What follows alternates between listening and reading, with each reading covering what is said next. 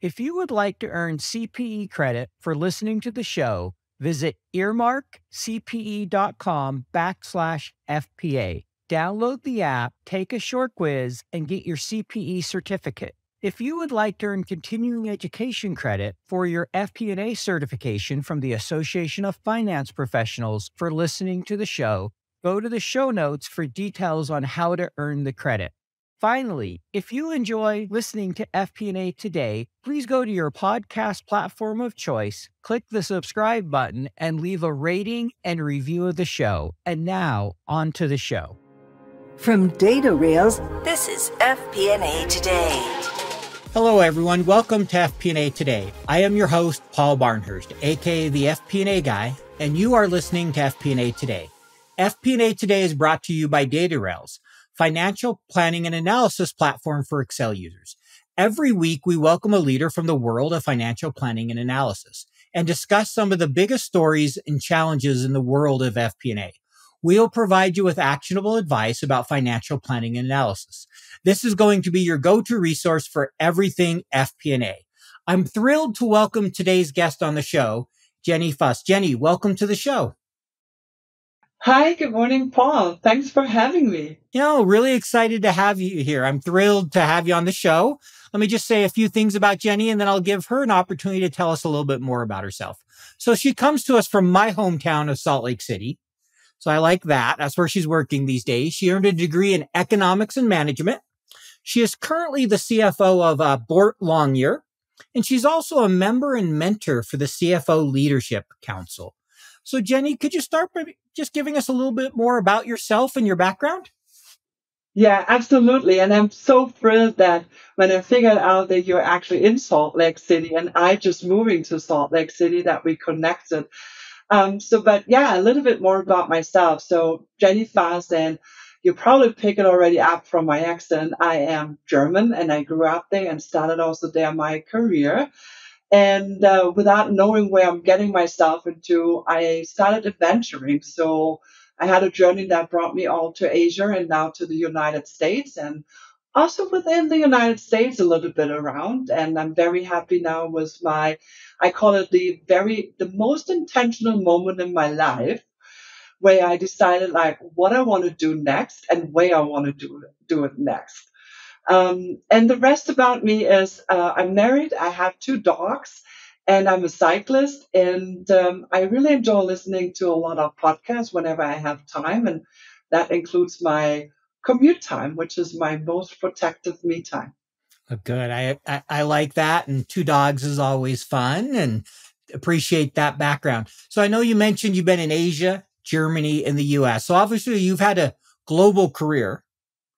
Can you talk a little bit of what that experience has been like working all over the world? Yeah, I think I would always start that also comes from a lot of personality. I think I am a person who's definitely more adventurous. So, you need to envision Jenny grew up in a small town somewhere in Germany, and I really mean somewhere. And so 900 people, and I left that little town with 900 people when I was 19 and moved to, in German terms, a big city. And I liked that experience. And that's not always easy because you need to find new people you can trust, and find your own new rhythm. But I enjoyed that. And I started with a large global company, Siemens. And with that, I think that was great for me without knowing at that point in time that will open up a lot of career opportunities. But I think one thing is once you say out loud what you're interested in, people around you will pick up. And I said I think I would like to have the experience working and living abroad. And so it happened that one of my mentors asked me one day if I would be open to move to China. And I said yes. And I said yes for 2 reasons. One was a personal development perspective I saw in that, and the other one, obviously the professional one, because that came for me also was a big step up. They asked me actually to become CFO of a joint venture in China, and I'm like, can it get even more complex? No, but that sounds interesting. I like to stretch myself and challenge myself, and I think because of that, I was very open what may come after China. And it happened that actually I was interviewing for a job where I thought it brings me back to Germany. And I was totally cool on that because it also worked for my partner. But in the last interview, the person who interviewed me, who actually is still until today a mentor of mine, said like, Jenny, I'm putting you to Texas. And I'm like, okay. Then sent me to Texas. And that's how I came 7 years ago to the United States. And it has been, all of my experience have been really a great experience. And I think it goes back to something someone in my first 10 years said about me without knowing that I was in reach. And the person said like, well, with Jenny, you can put her in any water. She will start swimming. And, looking now back of 23 years of my career, that is a very true statement. You can throw me in any water, stormy, cold, hot, I will start swimming. That's great. That's a great story. And I can appreciate that, having that ability to adapt. That's a skill that, employers want. So it sounds like it served you well in your career, and you've been to a lot of different places. I mean, sometimes I think of Texas as its own country when you came to the US. So It is. And maybe just to add on that, envision you come from China, which is a very different culture, and that itself is a wonderful experience. And then when you're once in Asia, it's kind of like you open one door and then suddenly you see like, oh, there's 10 more doors open up, and how different Asia works. And then coming to Houston, Texas, and trust me, I am a German, right? And the first time I go to the grocery shop and somebody calls me like honey, I think my first reaction was a bit of a rude one. I'm like, I'm not your honey, right? Um, but definitely having Southern hospitality was a great welcoming to the United States. yeah, no, Southern hospitality is great. I have a lot of family and friends in Texas. I enjoy Texas, great place. But speaking kind of the international experience, so let's say we have someone listening today who's considering working internationally. They've always wanted to do that. What would your advice be to them? I think it's really going into such an experience open-minded and without any assumptions. Because if you change and switch cultures and countries, all what you think you know, how human interactions, how conversations about business and in personal life are working, is not what you will find in another country. So having that ability to approach things with a curiosity and open-minded is absolutely key. Because if you go to a country where you expect things to go the way you're used to, you will get to a point where you will be very frustrated eventually and won't like it. And it will make it difficult because at the end, it always comes down to connecting with people. And with that, you need to a little bit play around how you connect with people in different cultures and different countries. And that also goes for personal connections. Same also for professional when you think about leading a team. And leading a team in Germany and leading a team in China was a very, very different experience to me. And there were things I was clearly not doing right when I started in China because I approached it with my very German way. I figured out if I want that my people, be successful in what they do every day, I need to find a different approach. And then maybe more on a personal note, because I also have seen it. Sometimes I would always recommend you probably don't know that's for you working and living in a different country until you do it. And when you do it, you need to be also very honest to yourself. So for some people, that's not a thing because you will miss family, you will miss your friends, and then it's totally okay. And I have seen that a couple of times around me to say, this doesn't work for me. And then work it out with your employer to come back, to your home country. And, and don't be afraid of those conversations if it's happened. people around you will recognize and will cheer you up for trying. And it's not a failure, it's an experience. And it comes with the price tag, right? I mean, I moved a lot around, which is maybe a bit of an extreme. That just being far away from home, there were moments when there are family events, and let's talk about the positive family events, right? Somebody celebrating a big birthday, somebody is getting married, and a child is born. All of those will be not always for you possible to just jump on a plane and fly over and be and share the moment. And that can be sometimes really tough. I can imagine that part would be really tough. And I like, something you said there, one of just learning different cultures, figuring the different ways to work people. I haven't worked internationally, but in my FP&A career, one of the first markets I supported was Asia Pacific, as well as Latin America. Okay, they operate very differently. You can't just try to, as you said, push all your German ways, or in my case, American ways, or of doing things. Sometimes you have to be willing to give and slowly make changes and help them realize why. And so it was a really good learning lesson for me. I wasn't international, but just working with, the international culture was great because it taught me some very different perspectives. Yeah, and I think you're making a really great point there. You don't need to live in a different country to get the international experience. I think we all live in a world where you can get that every day, especially when you work in an international company. And so you don't necessarily have to move to another country. But also in those moments, I can tell that people, even there, would make that recommendation. Approach it open-minded, ask questions. Don't take your assumptions as the base, and check in with yourself, like, why are my colleagues doing that in for your perspective, maybe in a weird way? Just ask them.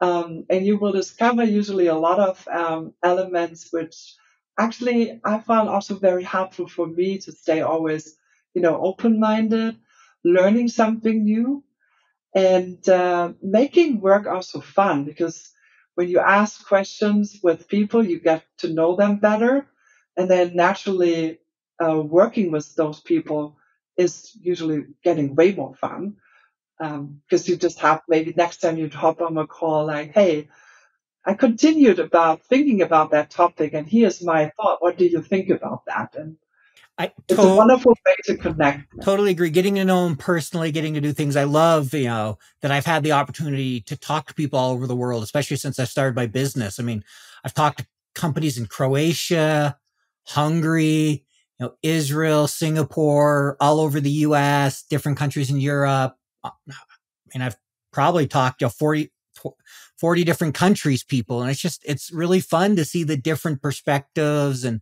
learn what they're doing. So I totally agree with you. You don't need to work international to have the experience. Obviously, it will be different if you go international, for sure. But you can work and experience a lot of different cultures today because of technology that you couldn't have 20, 30 years ago. Oh, yeah. So I still remember moving to China, and I had not one word of Mandarin I was able to speak nor understand. And then in your personal life, how difficult it is when you try to get, our water dispenser wasn't working. And then you would try to communicate with that management, like, can you send somebody who checks for our water dispenser? And the person on the phone goes like, yes, yes, I know. Nestle you want. And I'm like, no, I want Nestle, but the thing is broken, right? So just the inability to communicate and going through that motion and not getting frustrated and just going in that moment with the flow. And then at some point saying like, just, yes, yes, send somebody. And then we will figure it out, because when I can show, maybe they will understand I don't need a new bottle of Nestle water. I just need a new dispenser. Yeah. But yeah, that'd be hard. I could see where that could be a real Yeah. challenge.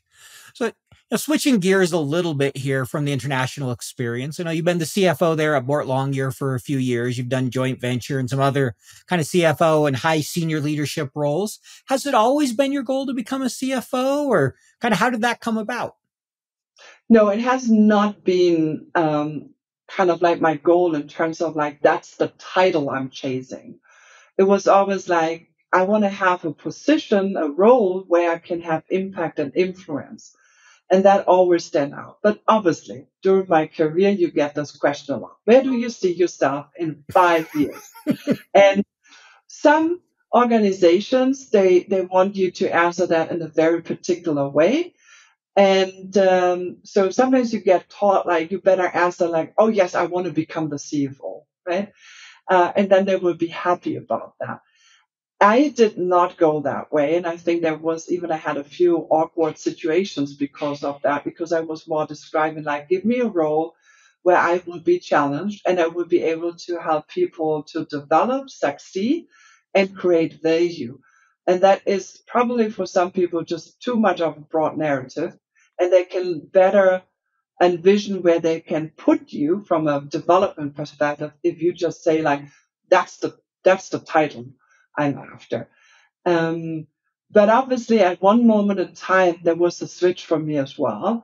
And that was just, I call it like recently, like a year ago, when I was thinking about what is my next step? Where do I go to? So in my prior role, I was a vice president overseeing a global shared service center for a large corporation and had an oversight of 1,200 people. And I'm like, okay, what's next for me? And I had a couple of interviews, and I would say I definitely did my exploration phase. And I was like, okay, is it now the next thingy in a large corporation to a senior VP, maybe in finance supply chain, because that is a hot topic today. And I'm still today fascinated about, and I think there's a lot where you can do as a finance business partner in supply chain. But then more and more when I talk through, I'm like, no, I want to become a CFO of a standalone company, publicly or private equity, actually, which I finally also, I mean, it turned out to be private equity, which I'm very happy about because I feel like I get challenged on multiple ways, and it's what gets me up in the morning. And so, yeah, I would say a year ago it was switching to something like no, I want to become a CFO. And when you become a standalone CFO, you have those questions like, okay, but you don't have already done all the check boxes, right? And you don't have all experience. And that is a true fact that everyone as a CFO started as a first time CFO and haven't had done everything before. So anyone who's thinking about whatever path that is, to a CFO, to a controller, to a treasurer, to an FP&A person or role, there's always the journey towards it, and there's nothing what can stop you from that unless you're willing to learn. Go for it. Great advice. I love that. If you're willing to learn and just keep challenging yourself. And I like that you mentioned supply chain finance. Interestingly enough, I went to Arizona State and they have one of the best supply chain programs in the country. That's originally what I was going to study. And then I ended up switching to finance, but I considered doing the supply chain finance route because they had a combo where you could do supply chain finance as a specialization. But I was doing a dual degree and I'm like, I just can't fit in this many classes. Like, there's no way this is all going to work. So I stuck with just the finance, but I started my career in supply chain with the government. So definitely can relate to that kind Yeah. of area and some of that. I did procurement for a few years before I switched to FP&A. So funny that you mentioned supply chain finance. So, next question here. I know you've managed a lot of teams. Obviously, you mentioned a shared service center of 1,200 people. So you've managed some big teams, some smaller teams throughout your career. What would you say is the key to building a successful team, to getting a team to perform at the level they're capable of? Yeah. I think it's a very simple starting point. It always starts with a clear vision and a goal. If that is not clear, no matter your size, well, maybe one employee you can get away without having a goal and a vision, but you need to have that. And also there, just to be clear, it's not about that everyone just says yes to the goal and the vision, but having the conversation and the clarity about the direction is absolutely key. The second point, and I would even that say like I haven't yet figured that out in perfection, but it's very important, is the effective communication. And I would say that is that's nothing what you do once and then you have figured out. I think it is a journey because also like how we communicate is changing, right? I mean, we just had 2020 where suddenly for a lot of people communication changed within a day, and we all need to learn like, okay, how do we now stay in touch with people we don't see every day, maybe coming to the, and how do you make sure that everyone at the same, basically same time gets the information they need when you think about around the globe, but also now you're not naturally walking into a meeting room, and by that you're already giving maybe an update on a specific project, and it reaches 20 people.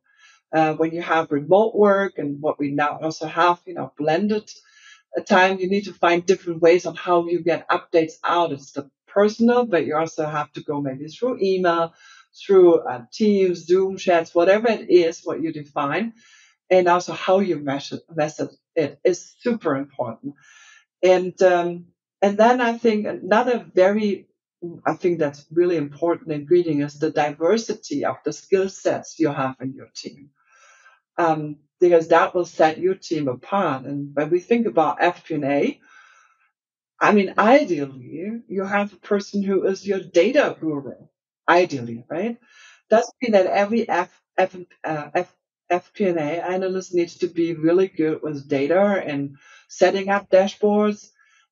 No, but if you have a good blend of different skill sets in your team, you can rock a lot for the company. 100% agree. So I like that. If I was to summarize it, I think there were 3 points there. One, you got to have a vision. Where are you going? What's that shared goal, that purpose? 2 is communicate and figure out the right way to communicate. And it's going to be different for each organization. And 3 is that diversity of talent. You got to have the different skill sets. And that all makes a lot of sense to me. I've definitely seen some of that in my career. So I really appreciate that. I think that's great advice. And so speaking of kind of building teams, what do you look for from your FP&A teams? You mentioned data, having a data person, but when you're looking for an FP&A team, building one out or looking to, get one to be high performing, what are those things you look for? Yeah, I always talk. I'm now new to my company, right? They have now Jenny for 3.5 months, and they already know that what's my favorite topic, and that my favorite topic is talking about finance business partnering, because that's where I want to see my FP&A team developing to.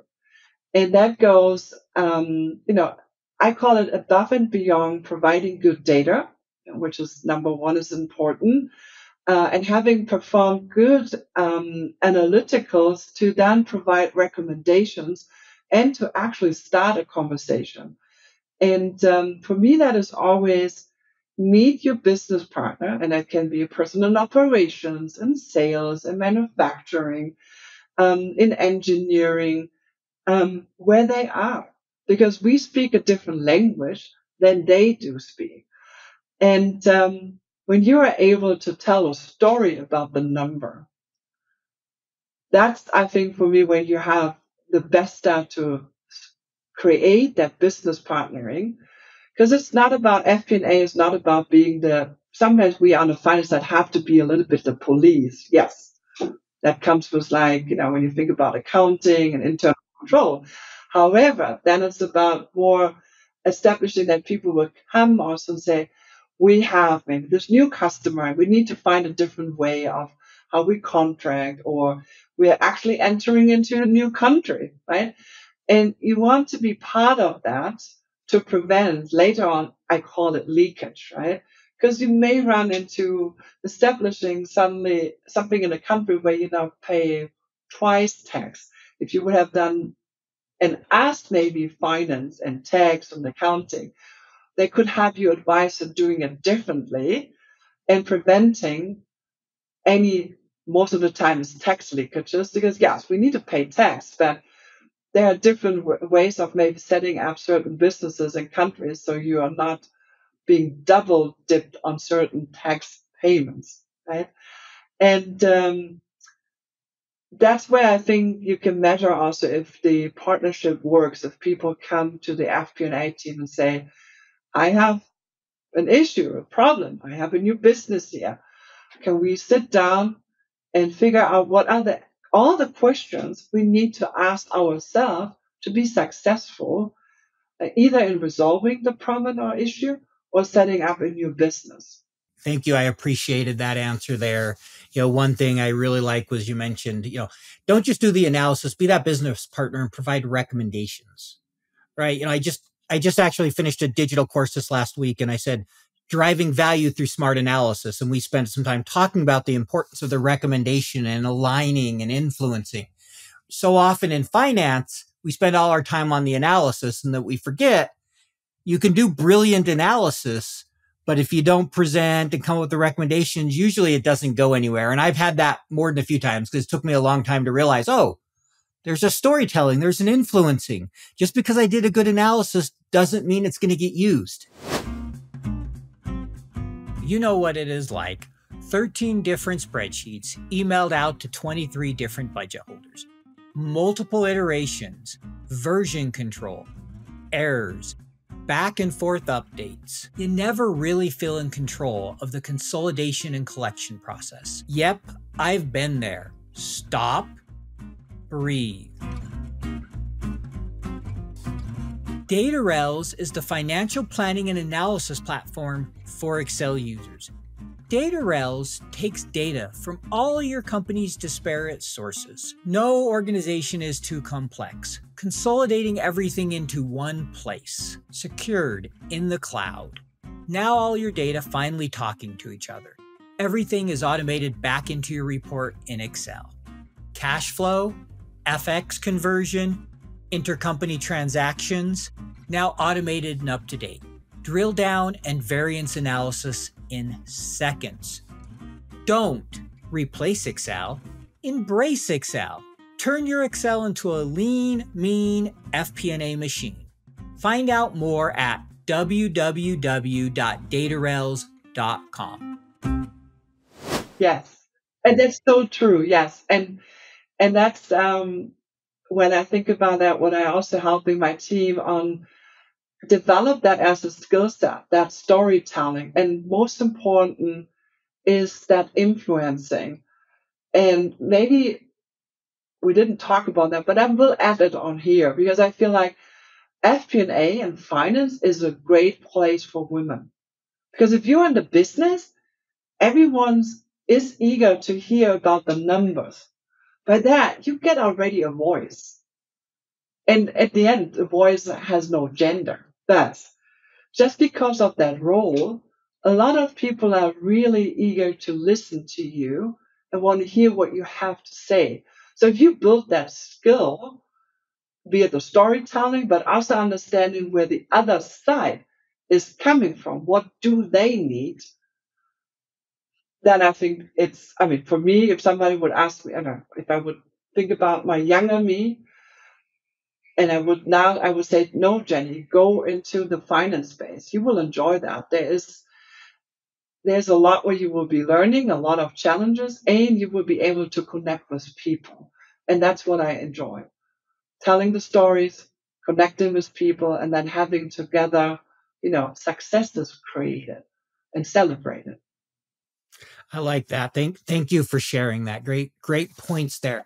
So, speaking of FP&A, I've talked a little bit about business partnering, but one thing I've noticed, and I've had other people on the show comment, is historically, it seems like there's been a lot of focus on the budgeting, the planning, and the reporting.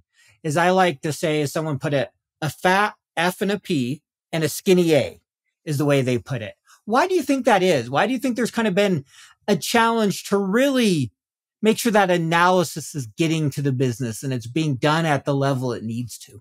I think that is actually the big question in the room, right? Why is that a skinny A? I think it probably needs the perspective of both sides, right? Because I ask business leaders also, like, what do you need from FP&A? And Sometimes they're just happy with having the report they have gotten for the last 15 years. And nobody is looking for like, what is the things I'm not seeing or what are the questions I'm not asking?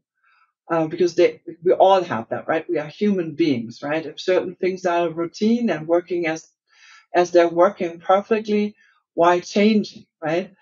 So I think there's also that I call it internal partners or customers don't have a higher challenging uh, ask to FP&A.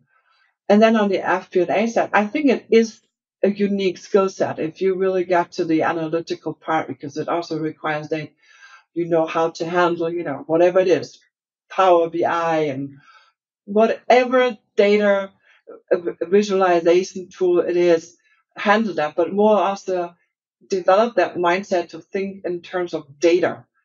And you can see that a lot of times people are struggling with that because they are not challenged on that. Like, can you approach that differently? Or sometimes I would wish everyone in the business world would get one lesson. Everything what you do in terms of transaction is a data point, and that data point has a value.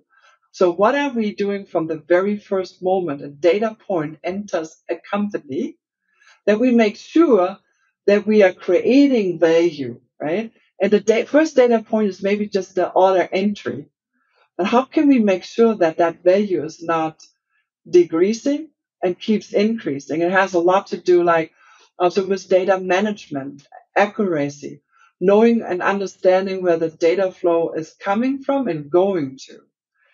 And that would be, for me, the perfect world would be that everyone has the appreciation of the value each and every data point has.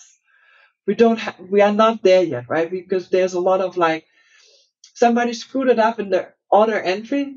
We know at the very end there will be, most of the time, it's the collection team, and they will fix it, right? Um, and having that as at a higher level seen and appreciated will help. But now coming back, the two perspectives. So not being also challenged an FP&A team by themselves, right? Who we want to be and how we want to have impact and influence. And I think there is a very practical reason. There's every month a month end closing. There's every month a reporting. There is every quarter probably a new forecast.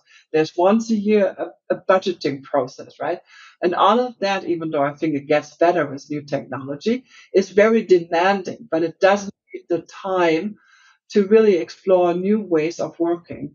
And until we get holistically to that and allow also our FP&A community to have that playground, we may get stuck into it. Great point there. I think, I have a friend one time that kind of he referenced FP&A and said it's a little bit like investment banking, but in the corporate world, in the sense of a lot of long hours. There can be burnout.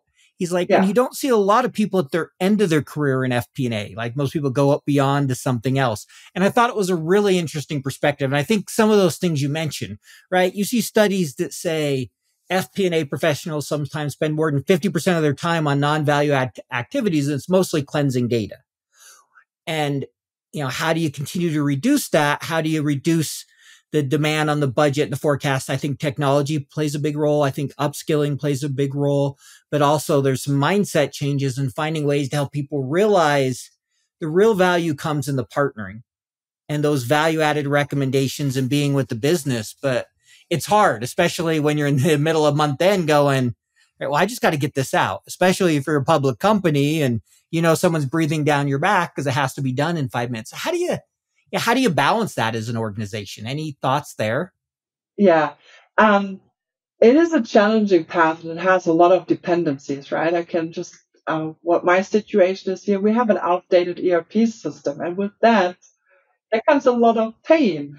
And I would just wish I could, and we all know ERP implementation, even so today it's the cloud implementation. They're not a 3-4 year project anymore. But still, it's like you need resources for that. You need to have the financing in place for that and all of that. So obviously and a big enabler, I would say, is technology.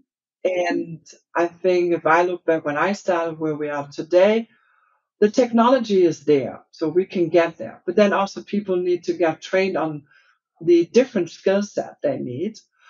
Plus, also, I think the mindset, right? I mean, we are publicly traded, even though it's only 1% is traded. So we are more heavy on the private equity part, but it doesn't change a lot, right? I still need to do monthly reporting and the quarterly reporting because that is really for the public. And sometimes I have people who I need to help them to prioritize and balance them. Like this is a normal month end close, and we do what we need to do, and that would be fine.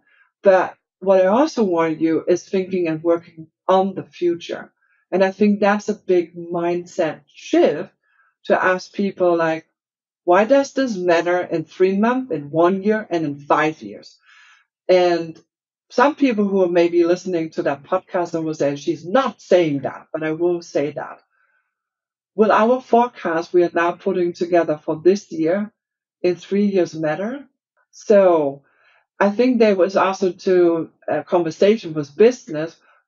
We have a forecast for very good reasons, but to which degree we need to be over accurate and trying to be perfect rather than saying like, okay, in the bigger scheme, where do we need to get to? And rather, because some people still, when I say like, oh, I would like to have a 3 year forecast, people are like, what? Are you crazy?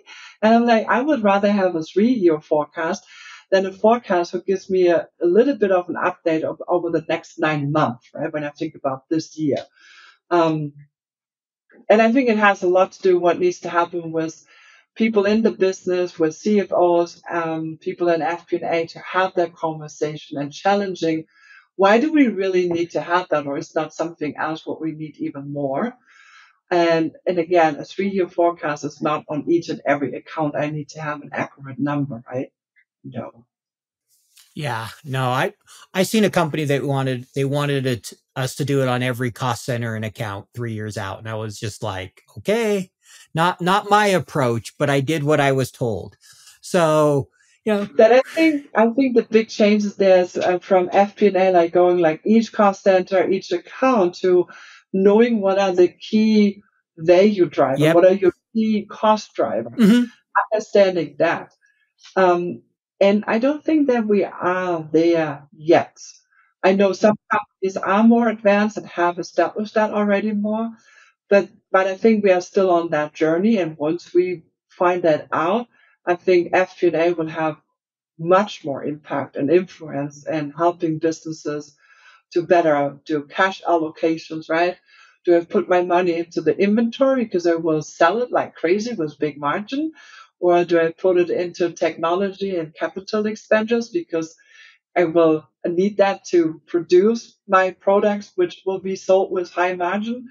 Um, and I don't think that that is already broadly established because sometimes when you walk into FP&A, they are doing the traditional, I'm taking the past and then I'm trying to predict the future type of work.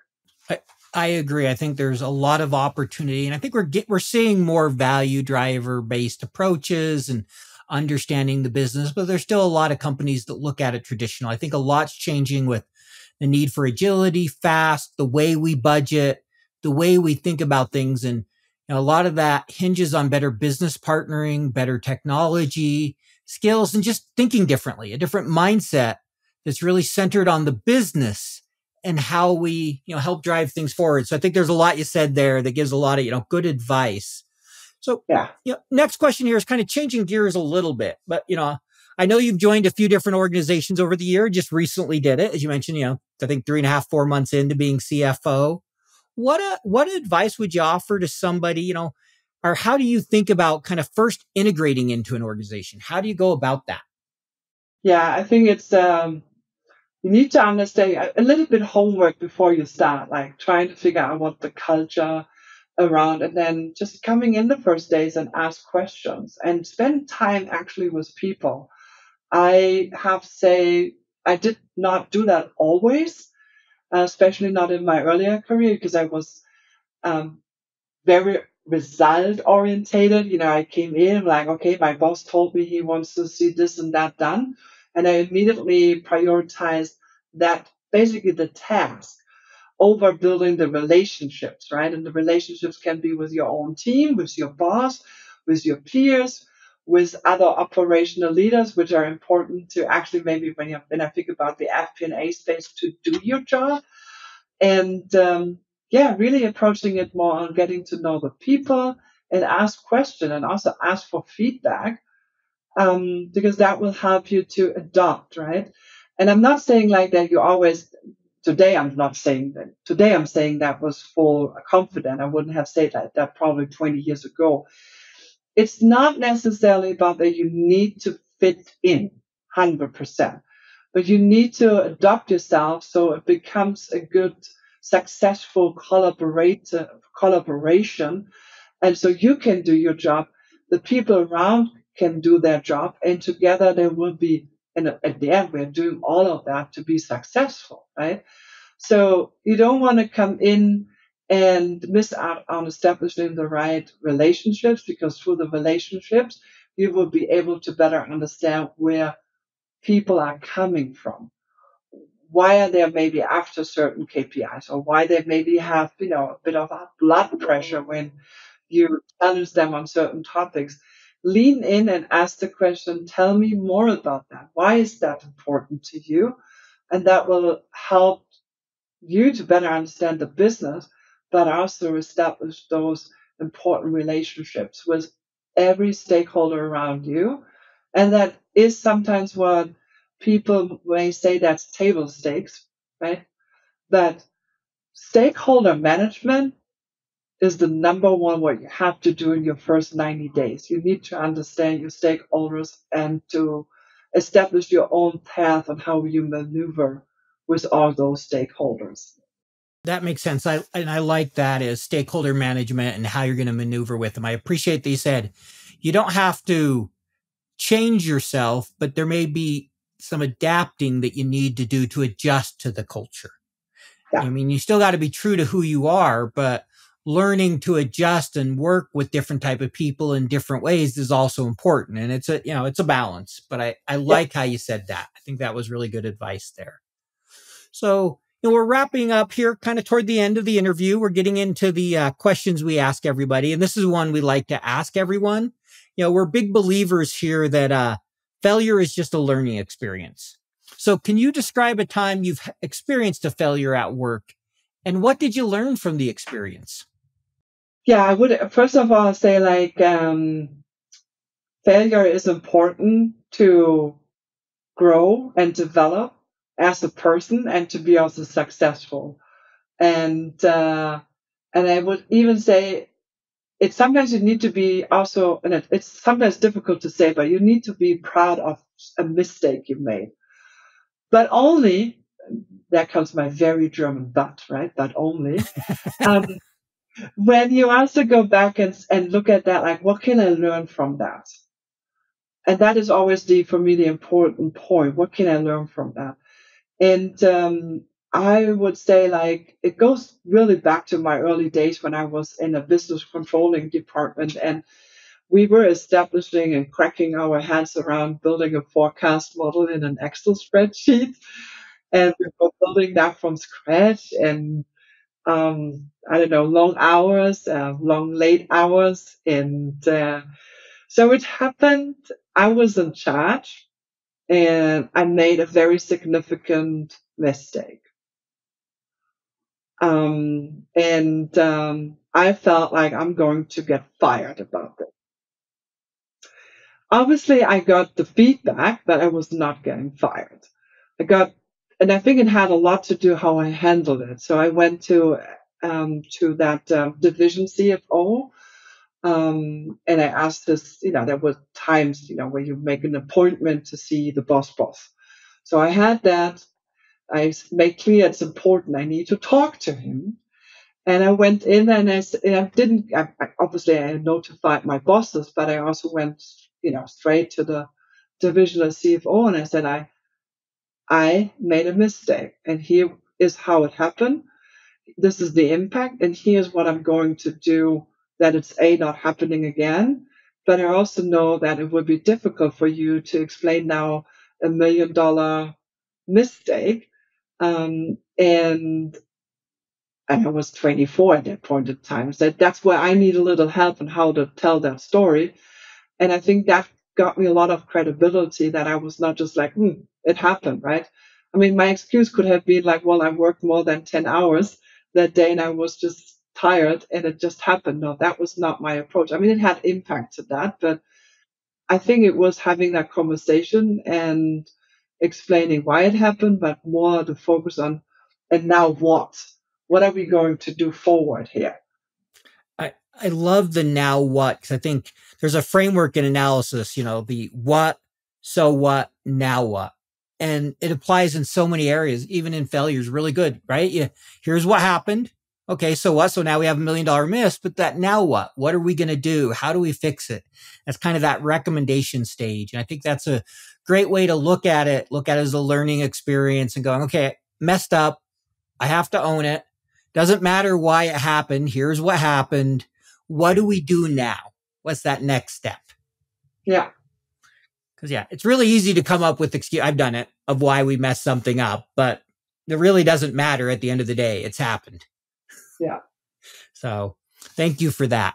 Next one here. This is a personal question we like to ask people. What is something unique about you that you can share with our audience? Something we wouldn't find online that makes you unique? Oh, not online. Oh, if it's online, you can share it, but generally we it's not something people wouldn't generally know. Yeah. So I don't know if it's super unique, but I'm a scuba diver, and not only a scuba diver, I really also there like there's a little bit of a parallel to my career. I took it, one step to the next level, and I really just enjoy that because so meanwhile I'm a Trimix technical diver. That means I can go really deep. So now people ask me like, but why? Well, it's not because you see more fish down there, and actually it gets pretty dark down there. And third is also like that is a sport which has a higher risk level.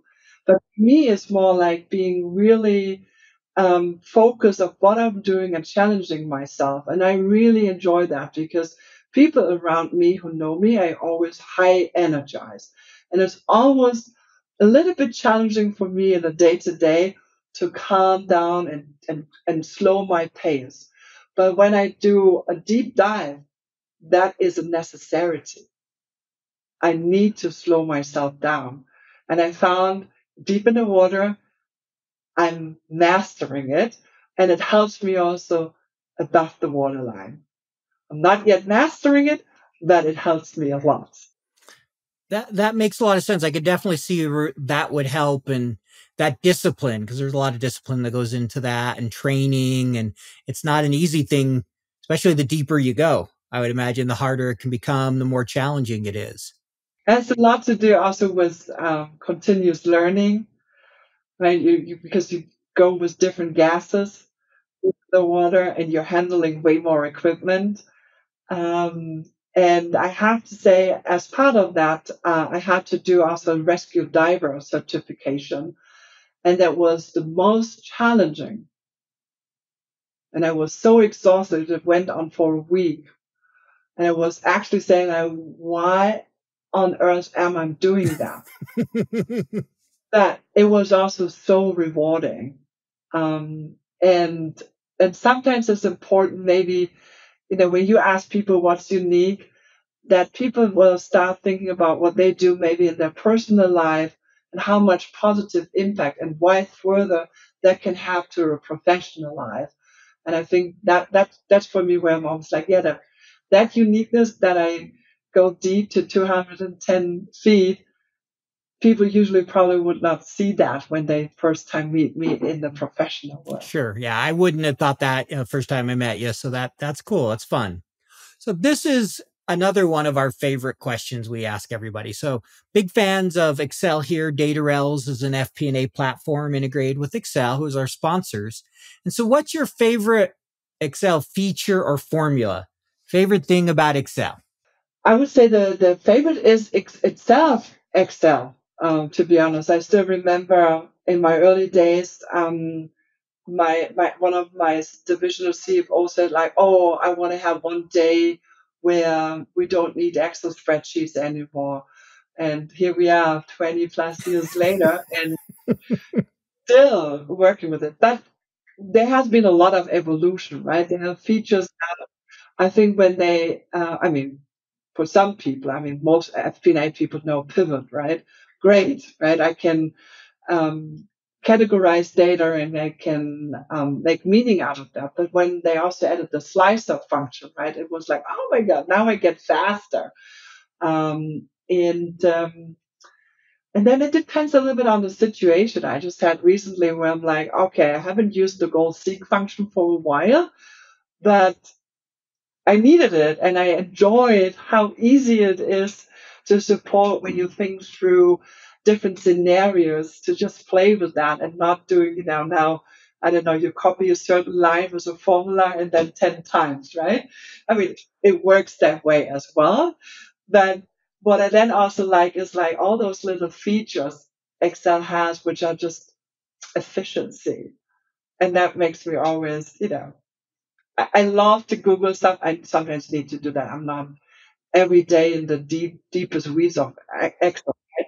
But I know I can go there. A few things you will find very intuitive, and then otherwise there is where you ask that question and you watch a YouTube video and you figure it out.